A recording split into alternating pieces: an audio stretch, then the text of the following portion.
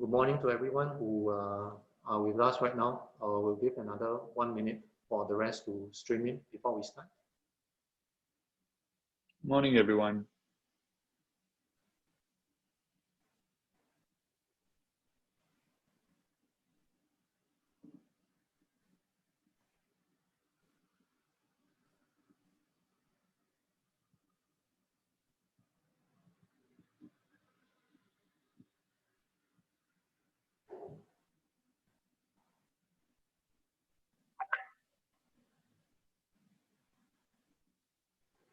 Lots of good mornings. Almost 340 good mornings. Wonderful. Hope everyone is doing fine out there, whether working from home or in the office.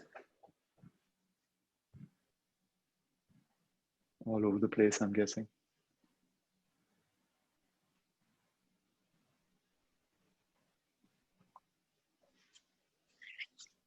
All right, it's 10:02. We have more than 300 of you with us. Thank you for taking time to attend this webinar. Welcome to our SSG Jobs and Skills Insight webinar on critical core skills that matter in the post-COVID world. I'm Yen Sun, your moderator today, and organizing this webinar with me, they are out on the screen, are our job skills analysts, Corinne and Isu, and both of them are taking charge of horizontal frameworks as well as CCS at SSG. We are from the Skills Development Division at Skills Future Singapore. Now at SSG, we strongly believe in providing all Singaporeans with the opportunity to develop their potential throughout their lives. We believe that the skills, passion, and contributions of each and every individual Singaporeans will drive Singapore's next phase of development towards an advanced economy and a more inclusive society. So regardless of which point you're at your life, you can be sure to find a variety of resources to help you attain skills mastery and make informed decisions to expand your skill sets for professional and career development. So when you have time, do visit these websites to explore what SSG can do for you. Now, just to, before we start, allow me to go through some administrative details as we usually do for our webinar. It will take 60 minutes. And during the webinar, attendees are muted by default to avoid electronic feedback and interference. At any time during the webinar, you may click on the Q&A button on your screen at the lower part of the screen to pose your question. If you see questions by other attendees that you would also like answered, simply upvote them. We will do our best to address your question during the webinar, but there may be questions which are similar, and we seek your understanding that we may actually cluster and address them together. Most often than not, we will not be able to answer all the questions posted. We hope and seek for your understanding, but be assured that we will address them after the webinar and circulate the Q&A responses to you via email. The speaker today will be speaking for about 30 minutes, followed by about 20 minutes of Q&A. This webinar session will be recorded and published on my Skills Future portal, SSG LinkedIn page, and YouTube channel. This video link, the slides, as well as the compiled Q&A responses will be sent to all attendees via email. Now with us today as a guest speaker is Mr. Kabir Nath, Talent Management Leader for Singapore at Mercer. Kabir leads the Mercer People Performance and Skills Advisory practice in Singapore, where he supports organizations in shaping competitive human capital strategy, as well as preparing their employees for the future. Now, Kabir was involved a lot in the development of 4 sectoral skills framework over the past few years. And his most recent effort with SSG was leading his team to review the generic skills and competencies of the skills framework between August and December 2019, culminating in the creation of the CCS, or critical core skills, which you will hear about today. Today's topic on the critical core skills, which SSG introduced on 13 August, is a timely one as the world continues to be engulfed by the COVID-19 crisis. Never has critical core skills or soft skills, transferable skills, transversal skills, life skills, whatever you may call it, gain more attention and shift towards sharing the center stage with technical or job-specific skills.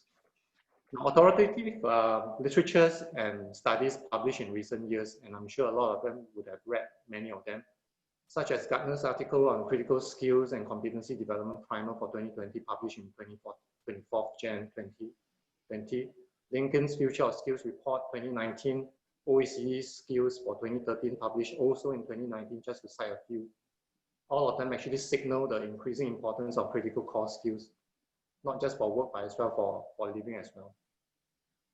Now, what can enterprises and individuals like you and me make best use of the crisis now to build our critical core skills so that we become more resilient, agile, and connected in the increasingly digitalized world while being prepared for the next crisis beyond COVID-19. Such an undertaking, well, will not be a sprint, but rather a marathon through which all of us and the enterprises will emerge stronger. The development of critical core skills warrants more attention, increased prioritizing, and greater conversation amongst all of us in the new normal. Allow me now to hand the screen over to Kabir, our speaker. Kabir, please. Wonderful. Thank you. Thank you, Yensoon. Very, very good morning to everyone. Just going to share my screen. Bear with me for a short second. Hope you all can hear me and hope you all can see the screen. Great, great. Good morning. Thank God it's almost Friday. Believe it or not, I say that on a Monday as well, but it is almost Friday. So I'm sure everybody's got their energy up. Welcome to the webinar on critical core skills that matter in a post-COVID world. I was running a similar session a couple of days ago for the maritime sector, and we had Senior Minister of State Chee Hong Tat, just set the context and much like Yensoon, really try and build a picture, and it's of the future. And I think he was so clear in his messaging, and he said, really talent is really what's going to drive us into the future, whatever that future is. So it's about really investing and doubling down on the talent as a critical resource. And it's quite exciting to see all that we're seeing get launched to really help us guide through these fairly unpredictable times that we're in. COVID's impacted all of us in various ways, and it's changed the status quo. And, you have sectors that are being really challenged, right? But I'm one of those, if you know me, and I see a lot of people, familiar faces here, I've always been a half glass full kind of guy.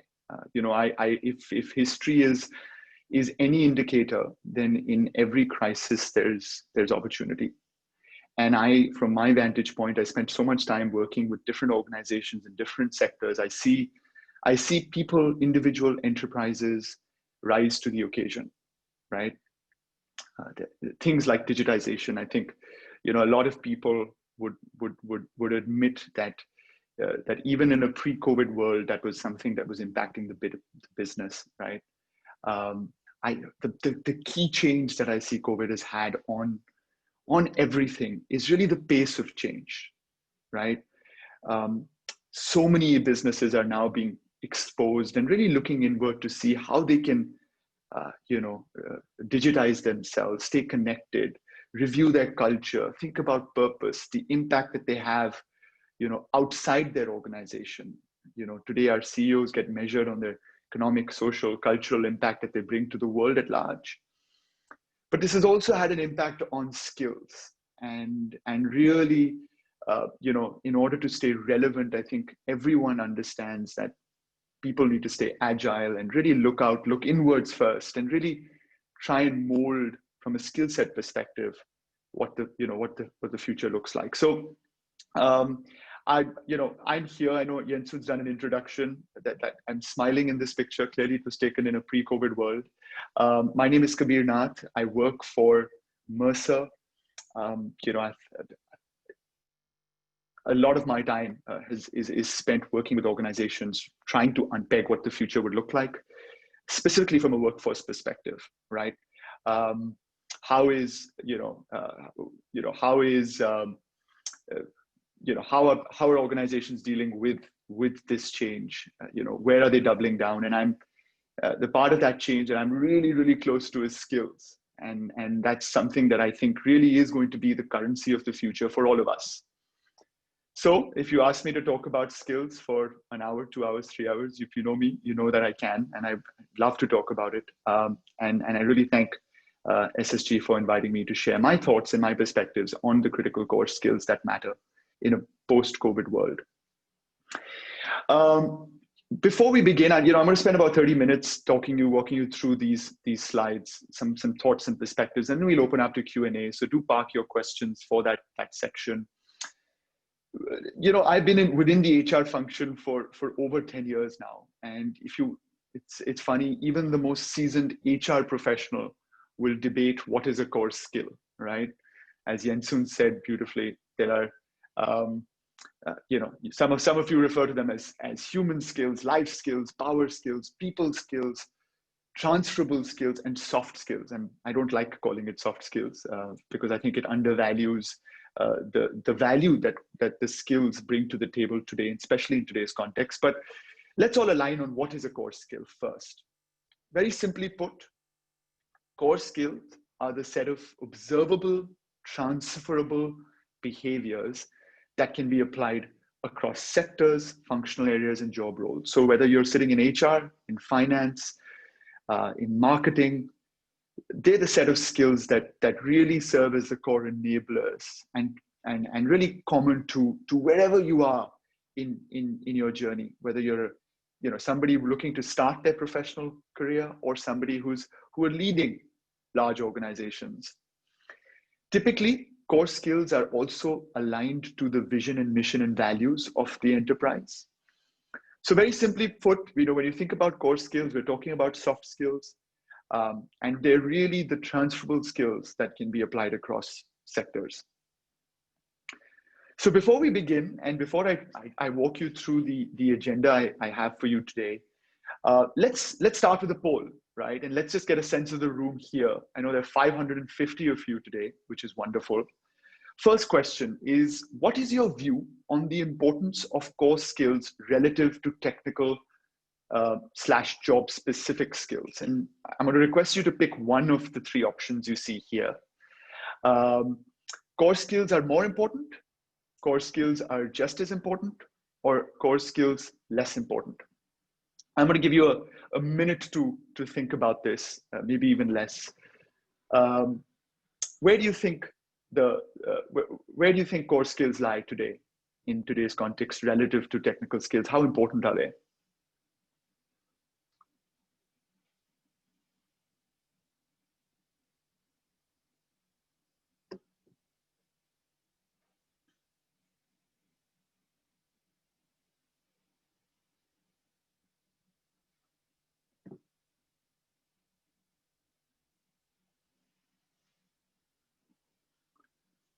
All right, can we have the results of that poll?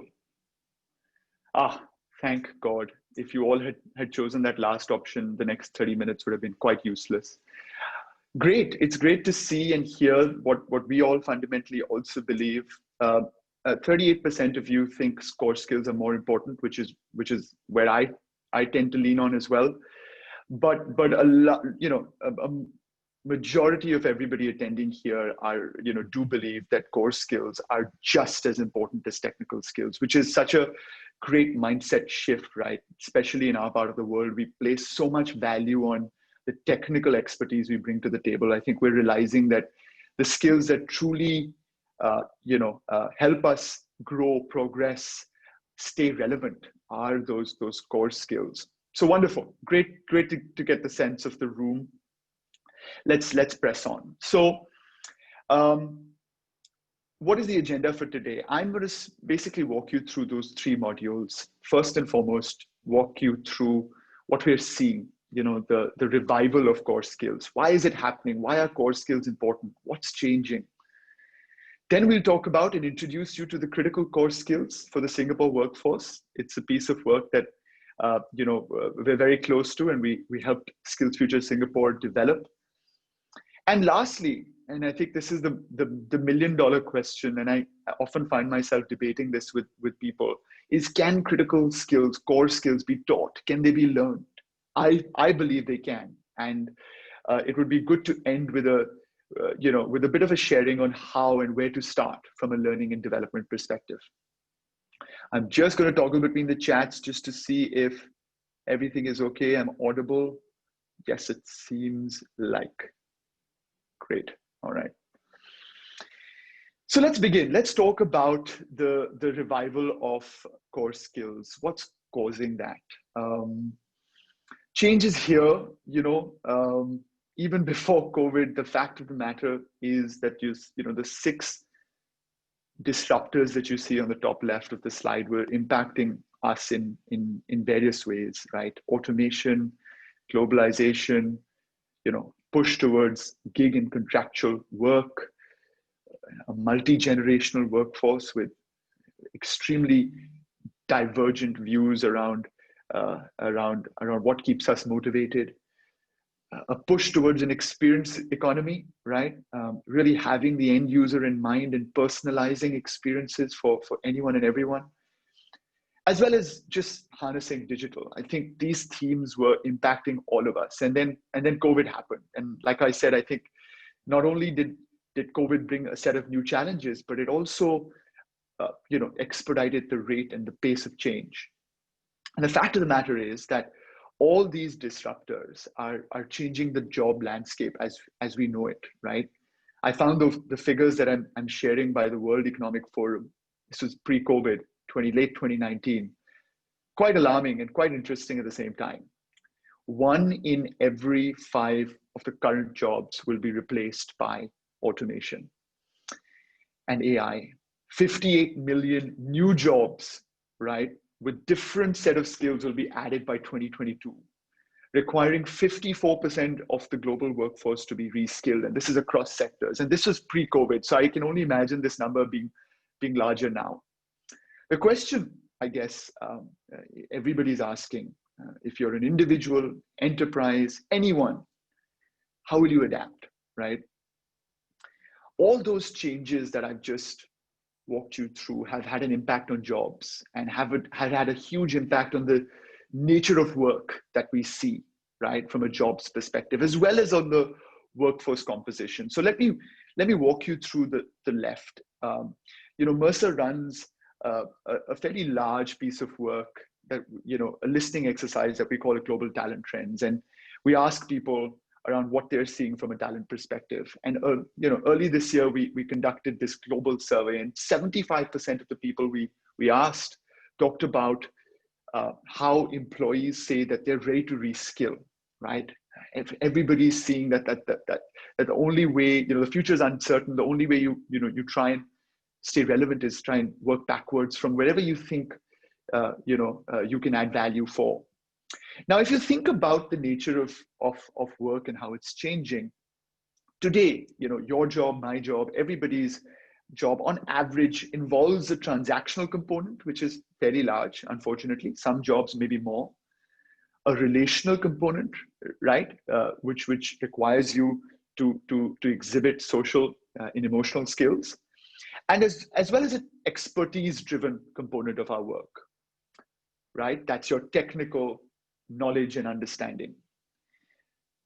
Our forecasts say that by 2025, just the nature of work that we bring through our jobs are going to fundamentally shift.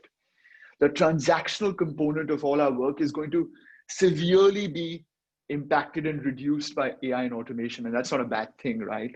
May have an impact on certain jobs, but the behaviors around relational capabilities, right? The skills that really, what you would call core skills, are significantly going to increase. So will expertise-driven behaviors and skills. And even the composition of where we apply those skills will change. So as the nature of work changes more quickly, I think a key reason of that is that, frankly, technical skills are also becoming obsolete faster, right? So people are doubling down on the core skills, on the relational skills. And we see, like I said, a rise in the relationship and expertise driven part of our jobs. Now I think the question we all are asking or are trying to analyze, where did the change happen? Why are core skills important now? Some of you believe more important now than before compared to technical skills. I've put down 6 thoughts, and of course there may be many more reasons from your vantage point, but let me walk you through some of my thoughts here. Why are core skills important? Number one, technical skills, frankly, are incomplete without core skills. Think about it, right? All of us are functional experts in different domains, but when was the last time we performed a task without having to communicate it effectively, without having to influence a certain outcome, without having to think outside our disciplines, right? Quite frankly, I speak for myself, a lot of what I bring to the table from a technical standpoint is really quite incomplete if I'm not thinking about application, problem solving, creativity, collaboration, and so on. So that's one of the big reasons why I think core skills are really increasing in importance. Number two, core skills are harder to learn, and they set you apart. Unlike technical skills, I don't think core skills can be taught within a classroom, right? Going through various case studies and caselets and being assessed for them. Fundamentally, I think core skills are really learned and molded and nurtured through experience, and that's hard to curate, right? It's hard to curate on-the-job experiences that allow you to do those. But frankly, organizations are doubling down on that. Think about just career levels in an organization. As you grow from a junior level to a senior level, the set of skills that take a backseat are the technical skills, right? It's the core skills and the leadership skills that really help you progress and then set you apart.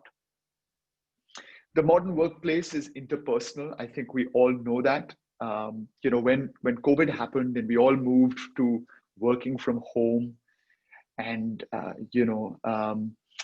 depending on all these digital devices that we depend on now, frankly, every minute of every day, I was one of those people who thought, oh my God, I'm going to miss the face-to-face interaction. It's really going to create a disconnect, between me and my colleagues and my clients. Frankly, even in a COVID world, even not being able to see somebody face to face, I do, funny enough, feel more connected to the people I work with. I'm investing a lot more time there, right? And I see that just being only getting more, heightened and increasing in the coming years. Customers demand core skills. I'm seeing that as a consultant. I'm constantly working with clients and customers and trying to show value. And, with COVID impacting all of us from a technical standpoint, we bring similar expertise. Prices that we charge are also being driven down. Fundamentally, the customers that choose to work with us are also those that, we connect with outside of the technical value that we bring to the table. It's a certain level of trust and relationship building that really drives some of that relationship. The future workplace, and we've spoken about this, will continue to rely on core skill. That's not changing. And as Jens Soon put it, the journey is quite long. It's a marathon, but the question everybody's asking themselves now is, how do you, when the next COVID happens, the next black swan event happens, how do you manage some of this uncertainty, right? How do you not seem lost, confused, vulnerable, exposed, and really doubling down on skills that help you stay relevant, stay agile, stay adaptable, stay connected, are really going to keep you engaged. So with that, hopefully I've been able to sort of help you think about why core skills are important and what kind of change is driving that. Let's open to the next poll. Similar to the points I covered in the previous slide, I just want to get a sense of the room here. Why, according to you, and are core skills most important? We've got the same 6 points there, and we've also left an option to pick other reasons, because core skills are so subjective, right? We all apply them. So let's get a room, pick any 3. This is a multiple choice question, but let's try and see where everybody, what this room feels about what's driving this increasing importance of core skills. I'm going to give you a minute to think about it, and then we'll discuss that.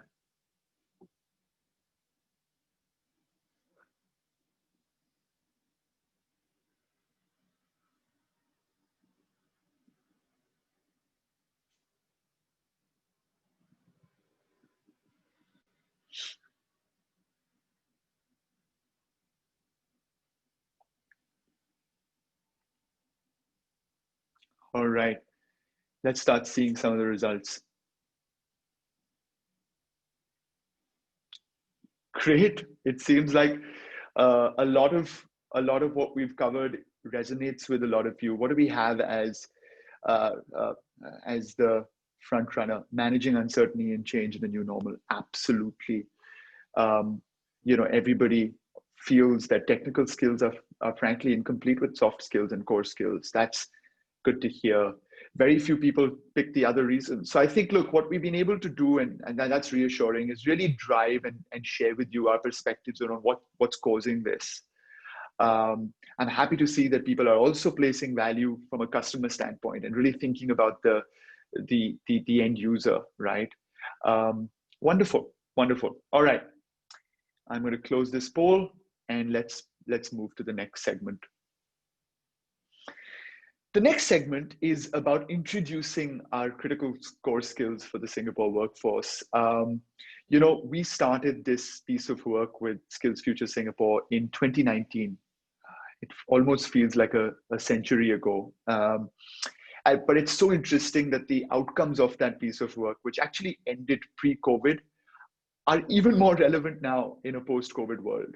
So our journey started in 2019 in August, where we spent a lot of time listening, understanding, getting perspectives from different people. It's a topic that every person has a point of view on, right? We try to get a lot of diverse perspective. We even benchmark to what other international best practices around soft skills and core skills are, and we were able to develop a point of view on a set of critical core skills that we then use to define as tangible behaviors.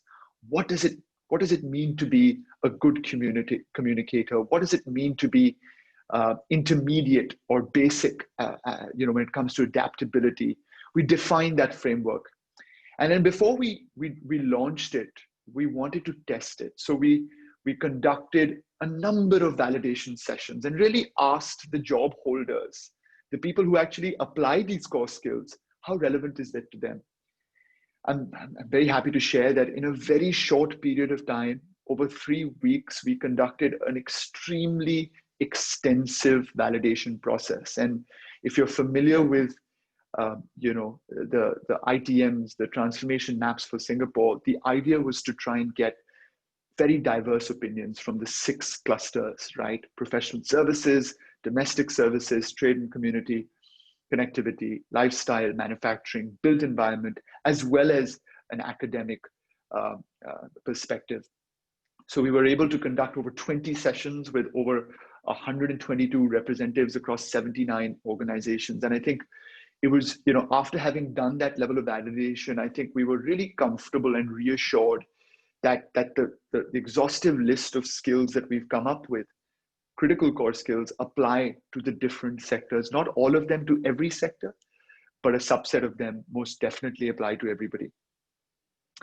One of the key things that we also did, before identifying the list of core skills, which I'll share with you in a short second, is also try and see what are the leading perspectives, global perspectives on core skills.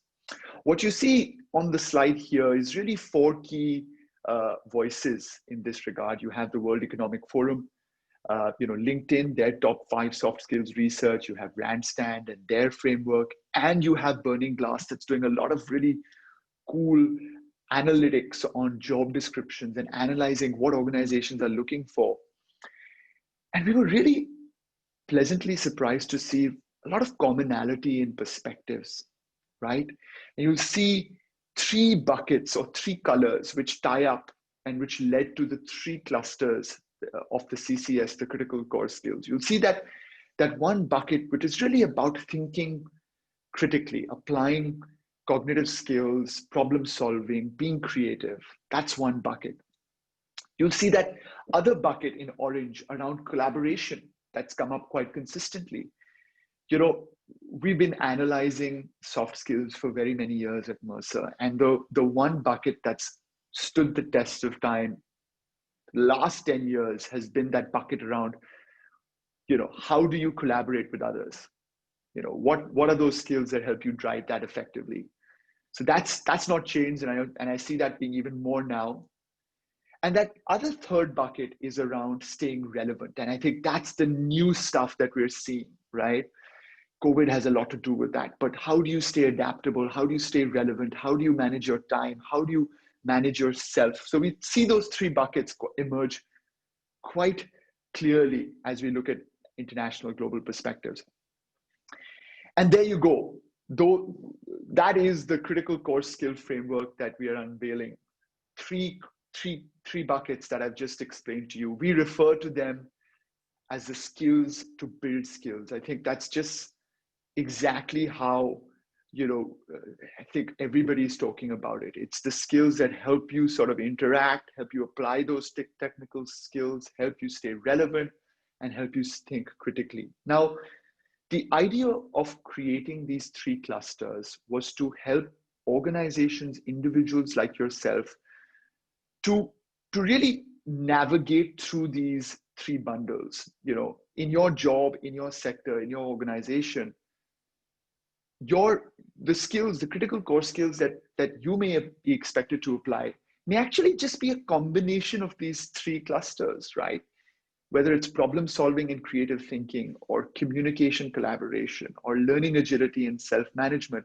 The beauty of this framework is that it's really flexible, right? And it's not prescriptive. So each one of us can refer to this in a way that we'd like to refer to it, and in a way that will help us map out our own personalized journeys. So that's the critical core skills, three clusters, 16 skills. Not all skills will apply to everyone, and that's fine. Remember, this framework applies across the 34 sectors that exist across Singapore. All right, let's now move into another poll, right? And I'm asking this question quite deliberately, and I'll tell you why after you poll. The question we're asking is, the core skills needed to perform your job well are typically the same core skills that help you progress in your career. Do you agree with that statement? Do you disagree with that statement? Are you on the fence? Let me give you 30 seconds to think about that.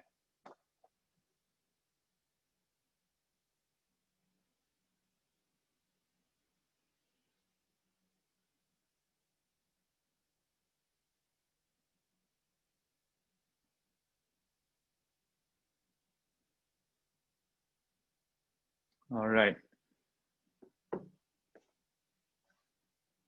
Skills needed to perform your job well are typically the same skills that help you progress your career.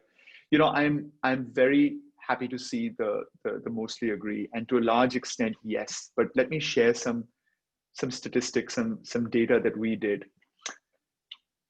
If there was a large bunch of you that said I'm not sure, or you know, let's say disagreed hugely with that statement, that would be a problem. You know, we recently conducted and asked this question. We asked people, think about your job and think about your career, and look at these critical skills, and tell us what skills would you apply, will help you apply, you know, to perform your job effectively, and what skills help you progress. And you know, we expected the results to be what you're saying, which is that, yes, there's a large overlap, and that was the case, but we also picked up on some nuances.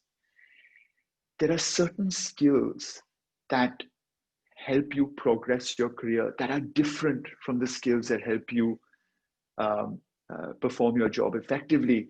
When we looked at the data that we were getting for the skills that helped you perform your job effectively, we got a lot of consistency around, that cluster around communication and collaborating with others. We got a lot of it around decision making, problem solving. But when we asked people to tell us about what skills help you progress their career, we got a lot of people select skills that were part of that third bucket, which is about staying relevant, transdisciplinary thinking, right? Learning agility, how you develop people. And I think that's something that we all need to be mindful of as we are now introspecting and reflecting. Maybe the skills that we need to, that help us perform our jobs effectively today may be slightly different from those that our organizations value from a progression standpoint. So I think that's really something we should all keep note of. And it was a really insightful perspective that came across through our journey. All right, I know I'm slightly behind time, so I'm going to just speed up that last section. The last section is around learning and development and how to build core capabilities. Learning is the new normal. What is it in the new normal is the question people are asking. We ran a survey pre-COVID asking organizations whether they're investing in reskilling and learning, and 58% of them said they were. I'm 100% sure that number has increased in a post-COVID world. What's driving that? Teams are shrinking. We're all seeing that because of the financial difficulty that COVID put us in. A lot of the culture that's being pushed is around collaborative, project-based work, which requires you, that almost deliberately places you in a system where you have to apply some of those core skills and practice some of those core skills to be effective, right? The good thing is, fundamentally, I believe the best way to train and learn core skills is applying them in a community-based format. How is learning changing? Well, there's no doubt about this. Learning, the new language is digital, right? Future success will be based on those that can transition from those face-to-face, in-person modules to ride the digital wave. We have to rethink learning strategy. We need to personalize learning. We need to use analytics and AI to really target learning gaps that exist in the organization. And how to be able to do that. And I'll share that in a short slide. But from a learning and development functional perspective, I think no more is L&D a cost center. It's really an organization value creator, right? And today L&D needs to be able to measure outcomes around learning, which has always been the question mark, especially when it comes to critical core skills. I'd love to share with you very quickly a real life example of an organization, a really traditional organization in the financial services space, National Bank of Bahrain. They've obviously had to deal with COVID hugely, right? And they've actually managed to rethink and transform their learning agenda very, very successfully. They asked a very simple question: how do I build a workforce with the skills that will help me, deal with the next crisis? And they did 5 things that you see on this slide very effectively. Number one, they were very realistic about where they are. So they conducted a very thorough training needs analysis. And based on the results of that, they literally challenged anyone and everyone in the business around what it takes to be successful, what it takes to grow. They very effectively managed to get buy-in from not just the junior folks, but also the senior folks, right? People need to live and breathe skills and learning to be able to really drive change. And lastly, they said, we're not going to look at the ocean of skills. We feel adaptability, interpersonal skills, and effective decision-making are going to be the critical skills that are going to help us navigate the future. And that's what they did. They doubled down on those 3, and they built learning programs for those. So where do you start? We believe core skills can be learned. It's very important for all of you to first culturally align the organization towards that. mentoring and coaching is really helpful when you talk about, core skill development. Providing continuous feedback, and especially in a post-COVID world, there's no such thing as over communicating. People are stressed, people are uncertain, looking for feedback, looking for direction. So do invest in that. Micro learning is really the future. Nobody wants to see big, large programs where they have to sit for hours and imbibe content. Personalize the experience. Define core skills. So it's not as easy as just saying, we need communication, we need adaptability, we need problem solving. What is good communication? What is average problem solving? Define those behaviors so that you can use that to manage individuals' performance development. And lastly, let's try and measure impact. There's no point investing in these capabilities if we can't measure on the job what impact that's having. We've also developed a short profile, a user profile, about, and this is just an illustration, just to help you think about how you can, how as an individual you can apply these core skills and how they can really make you stay relevant. We have an example of Sarah, who unfortunately, and this is just an illustration, lost her job as an operations manager. She was working for an airline company.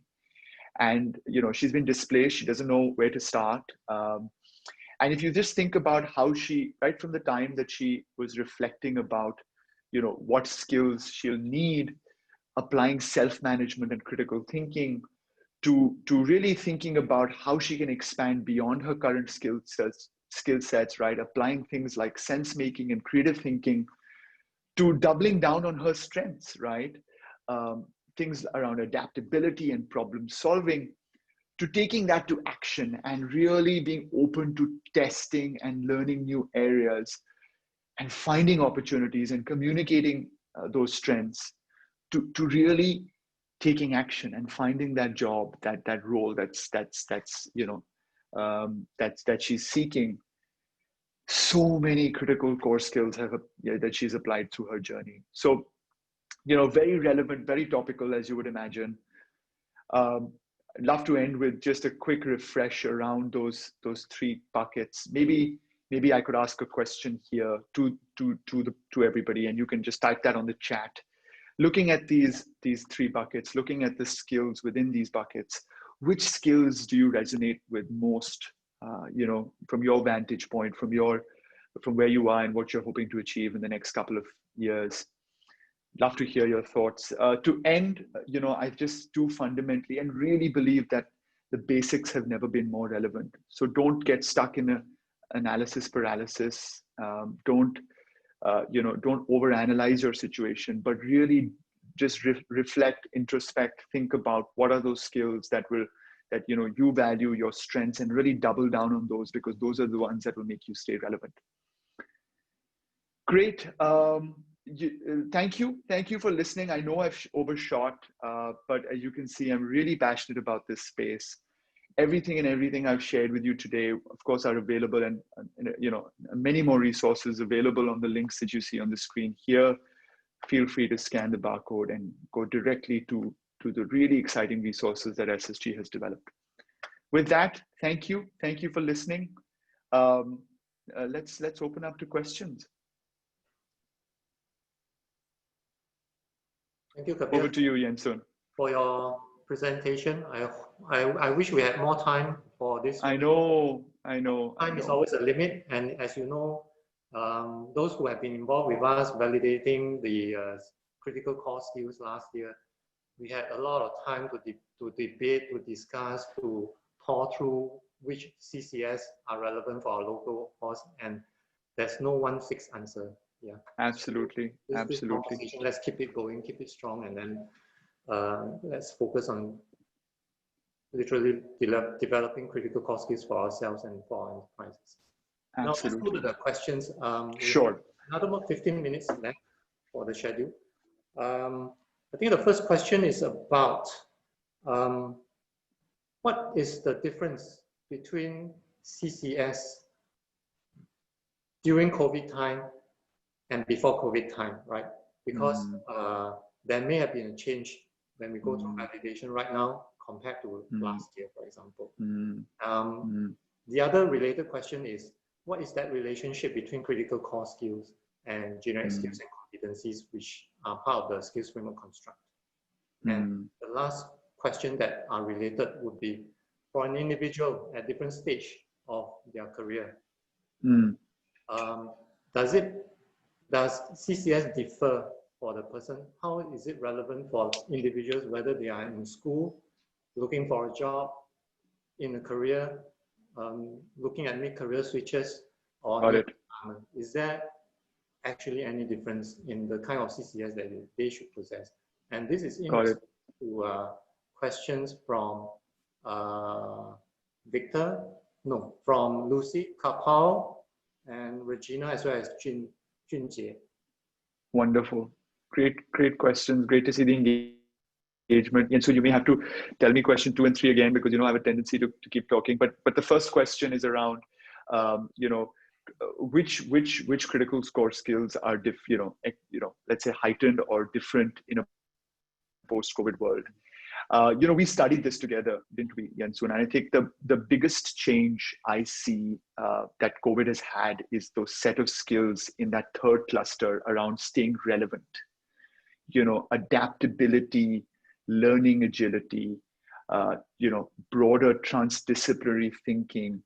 Those skills, I think, are the skills that I think COVID has had a very direct impact on. Of course, digital fluency, maybe pre-COVID, we were talking about digital literacy. Now it's about being digitally fluent. It's par for the course. And I think the last skill that's also become really, really heightened in a post-COVID world is around self-management. I don't know about everybody joining this call, but I've found the lines quite blurry between personal and professional. As we all work from home, I'm a lot more connected. I really struggle sometimes to disconnect from work and from my laptop and from these Zoom calls. Self-management is key. Being able to balance personal and professional and manage your time so that you remain effective and don't burn out is also a critical core skill in a post-COVID world. I think the second question was around the difference between the GSCs and the CCS, if I recall. I think that one, we can answer that. Generic skills and competencies, when we developed way back in 2015, 2016, and introduced it during mid-2016, there are 18 generic skills and competencies for our local workforce. So over the years, we decided in 2019 that it is time to review and to make sure that it is updated, current, and relevant for our workforce, for our enterprises, for our individuals. And hence, we undertook the review by engaging Mercer last year, resulting in these 3 clusters of 16 critical core skills. I think the point is that the CCS that we have defined, some of them have been evergreen. They are not really new. They have been there all the while. The thing is that because of the COVID-19 situation, it is now, the awareness is now totally hyped up that, hey, in order to survive the challenges being posed right now, I need this set of core skills, this set of critical core skills. It's not exactly that, suddenly they are now appearing, but they have been there all the while. It's just that now the emphasis has suddenly become stronger, and people are now more aware that it's not just the technical skills that matters. It's also Absolutely. The Absolutely. I think the other questions that we have from Victor, Kwek Chun, Alice, Anthony, is that technical skills have been overemphasized over the years in Singapore. Well, we are always focusing on developing specialized skills, right? And should we be actually teaching more of critical core skills and less of technical skills in schools? I think so. Especially if they are harder to learn and more important. To learn. And at the same time, how can an individual demonstrate strong core skills in their resume application? This last question actually matters to a lot of individuals out there, especially Gen Z who have just come out fresh from school looking for jobs. They are wondering, how do I then gain that competitive advantage during job interview, showcase myself such that the employers are convinced that I have the relevant core skills to be able to serve in the organization. Before you answer that, I think I want to, what we use in terms self-goyo for one of our institute for higher learning, which is Singapore Poly, right? So after we have introduced generic skills and competency, actually the School of Communication and Life Science, and together with the schools in Singapore Poly, they have actually looked at our generic skills and competencies and weave them into the students' curriculum, whether it is for technical skills training or for life skills training.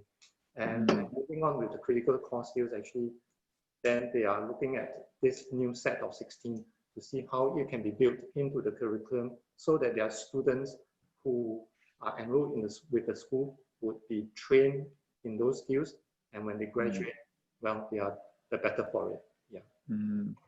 No, totally. No, I echo a lot of that, Yensun.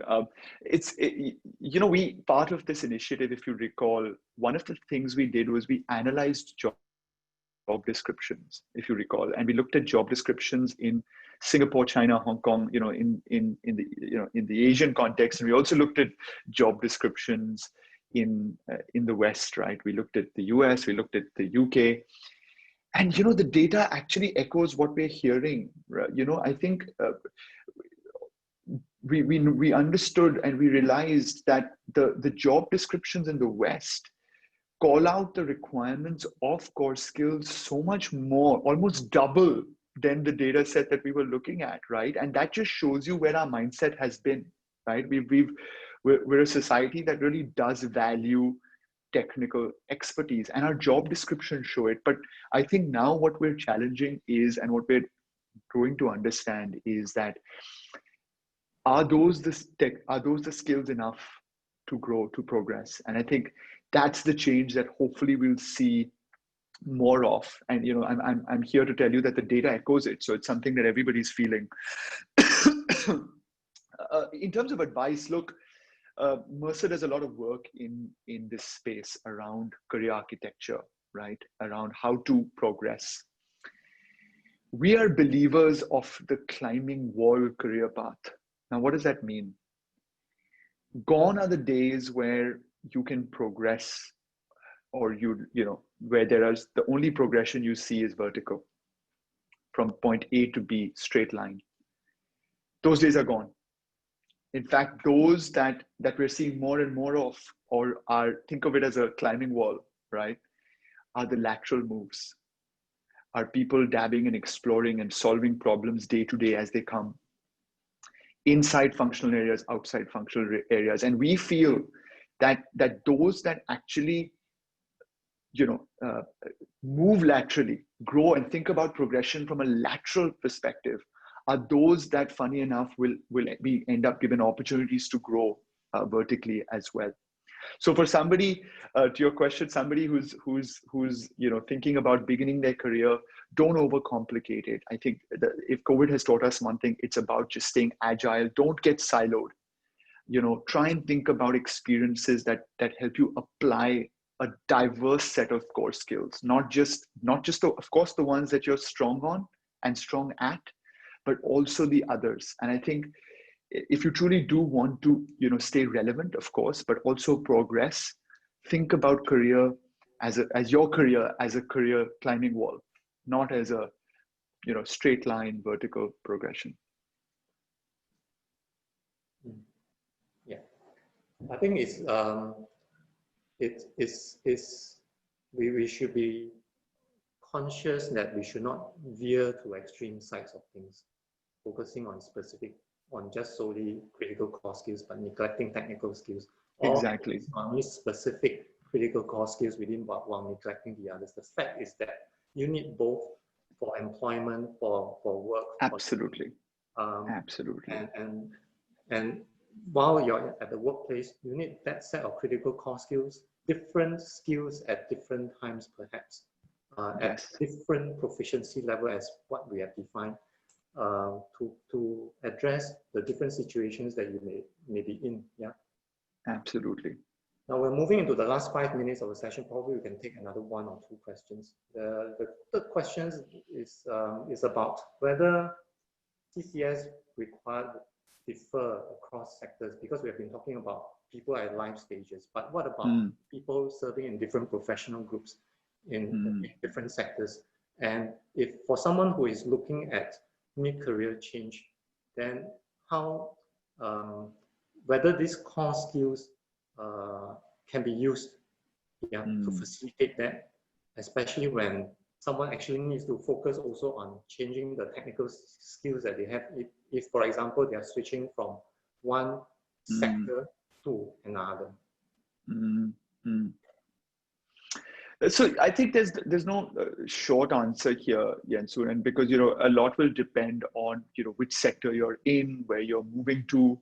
There are obviously, and especially if you're talking to mid-career switches, there's a knowledge element as well, right? That you are valued for certain technical expertise and knowledge that you bring to the table. So I think I'd actually step back and I'd actually think of it at a larger level. If we can try and map out what are some of those skills, technical skills, as well as core skills, which was never the case before, right? But core skills as well, between where you are today and where you want to be, and try and map out what are the overlaps, what are the differences, what is something that you don't have. Just going through that process and being able to sort of tangibly define what it means.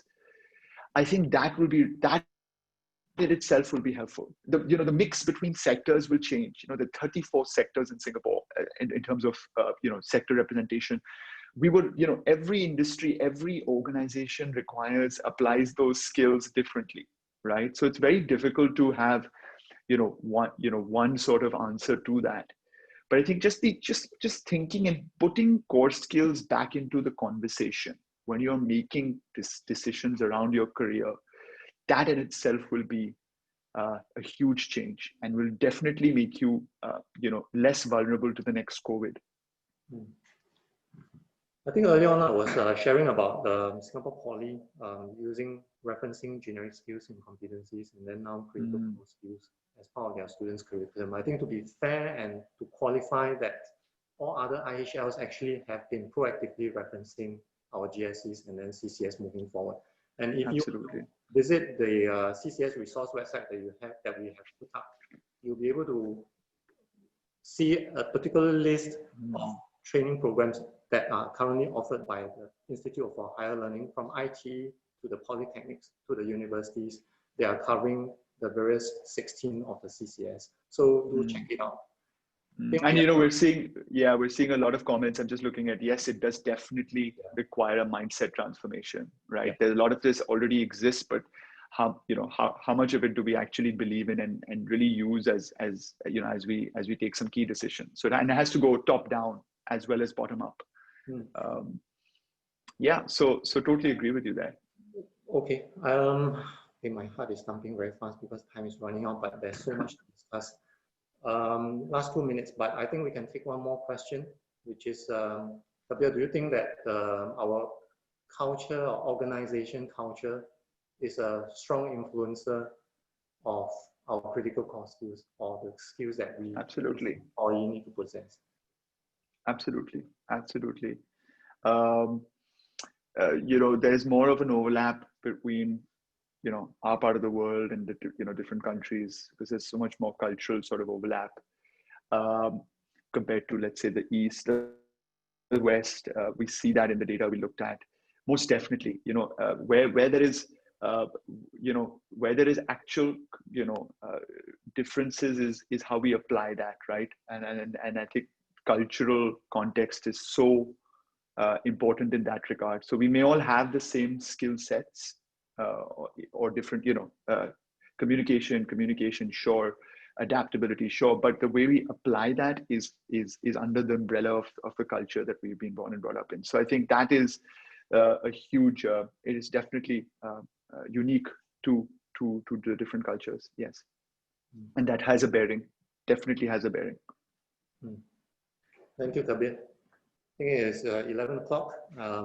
There are a lot more questions that we would love to answer, but unable to do that in view of the limited time. But be assured that we'll be looking into all those questions that have been posted, prepare the Q&A collation, and then circulate it to all the audience that have been with us today. Right. We have come to the end of this seminar. Many thanks to Kabir from Mercer. Thank you, everyone. Sharing.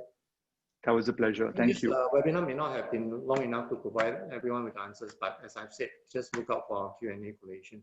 But even though it is short, we hope it has sort of planted the seed in your mind among the audience to recognize the importance of critical core skills, to think about how you can build and hone them, whether it is for yourself or for those under your care.